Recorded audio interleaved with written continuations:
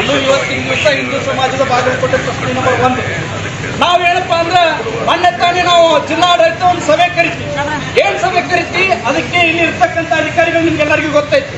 ಯಾವುದೇ ರೀತಿ ದೇವಸ್ಥಾನ ಕಟ್ಟಂಗಿಲ್ಲ, ಅಥವಾ ಮಸೀದಿಗಳ ಕಟ್ಟಲಿಕ್ಕೆ ಯಾಕೆ ಸುಮ್ಕೂತಿರೋ ಅಧಿಕಾರಿಗಳ? ಅಲ್ಲಿ ಬರೇ ಒಂದು ಯಾವುದೋ ಹಿಂದೂ ಕಾರ್ಯಕರ್ತರಲ್ಲ, ಅಲ್ಲಿರ್ತಕ್ಕಂಥ ಹಿಂದೂ ಸಮಾಜದವ್ರ ಗಣಪತಿ ಇಟ್ಟಾರ. ಅದು ಅನಧಿಕೃತ ಅಲ್ಲ.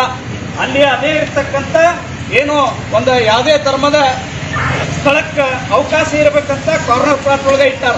ಅದರ ಸಲುವಾಗಿ ಯಾವುದೋ ಒಬ್ಬ ವ್ಯಕ್ತಿನ ಸಂತೃಪ್ತಿ ಪಡಿಸಬೇಕಂತೇಳಿ ಅಲ್ಲಿ ಡಿ.ಸಿ ಆಫೀಸಿಗೆ ಕರೆಸಿ ಬಾಯಿಗೆ ಮಣ್ಣು ಹಚ್ಚಿ ಎಲ್ಲರಿಗೂ ಕಳಿಸಿದ್ರಿ. ನೀವು ಅಲ್ಲಿರ್ತಕ್ಕಂಥ ಸಭೆಯೊಳಗೆ ಅಧಿಕಾರಿಗಳದಿರಿ. ನಾವು ವಿನಂತಿ ಮಾಡ್ಕೊತೀವಿ, ಅಲ್ಲಿ ಒಳಗಡೆ ಯಾರು ನೀವು ನಗರಸಭೆ ಸದಸ್ಯರು ಎಲ್ಲರೂ ಕೂತಿರಲ್ಲ, ನೀವು ಹಿಂದೂಗಳ ಭಿಕ್ಷೆ ತಗೊಂಡು ಮತ ತಗೊಂಡು ಕೂತಿರಿ ಒಳಗೆ ನಗರಸಭೆ ಎಲ್ಲ ಸದಸ್ಯರು. ನಿಮಗೂ ಒಂದು 15 ದಿನ ಅವಕಾಶ ಕೊಡ್ತೀವಿ. ಇಲ್ಲಿರ್ತಕ್ಕಂಥ ನಗರಸಭೆ ಆಯುಕ್ತರಿಗೆ ಅವಕಾಶ ಕೊಡ್ತೀವಿ.